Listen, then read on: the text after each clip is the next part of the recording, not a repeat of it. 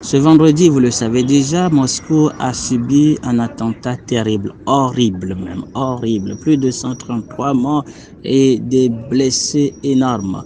Bien sûr, jusqu'à présent, il y a un grand soupçon qui plane sur cet attentat. Qui en est l'auteur? Victoria Nuland, la sous-secrétaire d'État américain pour les affaires politiques, avait promis de méchantes surprises à Poutine. Avec cet argent, l'Ukraine sera en mesure de riposter à l'Est, et elle pourra également accélérer la guerre asymétrique qui a été la plus efficace sur le champ de bataille.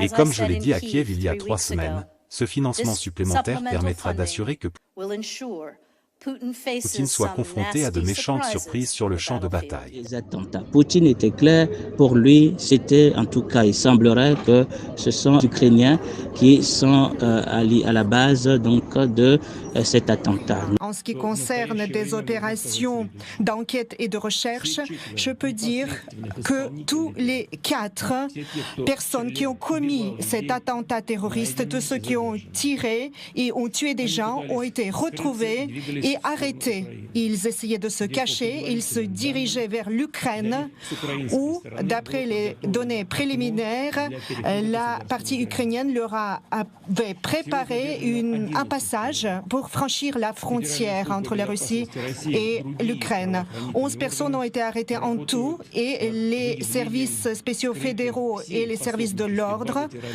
travaillent pour trouver tous les complices de ces terroristes, tous ceux qui leur ont fourni les transports, les itinéraires de repli, les caches d'armes.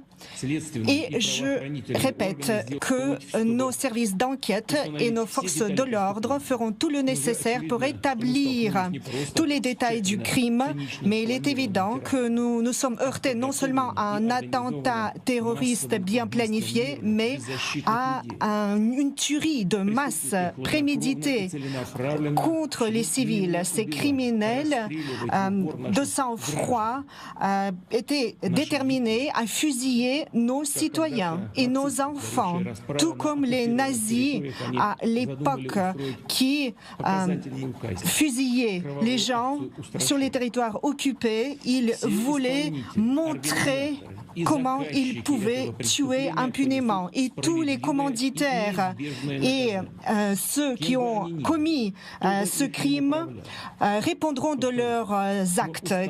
Quels qu'ils soient, nous les retrouverons et nous les punirons. Tous ceux qui sont derrière ces terroristes, qui ont préparé cette frappe, cet attentat contre notre peuple. Nous savons ce que c'est que la menace du terrorisme et nous comptons sur la coopération de tous les États qui partagent notre douleur de manière sincère et qui sont prêts à unir les efforts dans la lutte commune contre le terrorisme international et toutes ses formes.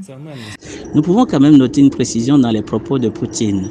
C'est vrai qu'à la fin, il invite les États qui sont sincères dans la lutte contre le terrorisme. Sous-entend qu'il y a certains États qui, en réalité, ne sont aucunement pas sincères dans la lutte contre le terrorisme et qui seraient bien sûr, à la base, ou plutôt financeurs. Parce qu'on peut quand même se poser la question, qui finance ces terroristes? Qui les finance véritablement? Ça me rappelle les propos de Benjamin Bazier à la tribune de l'ONU et également de Mélenchon qui posait cette question parce qu'elle mérite d'être posée. Les vies humaines sont importantes et c'est inadmissible qu'en 2024, on continue à vivre ces situations sans qu'on ne sache exactement qui finance ces groupes terroristes.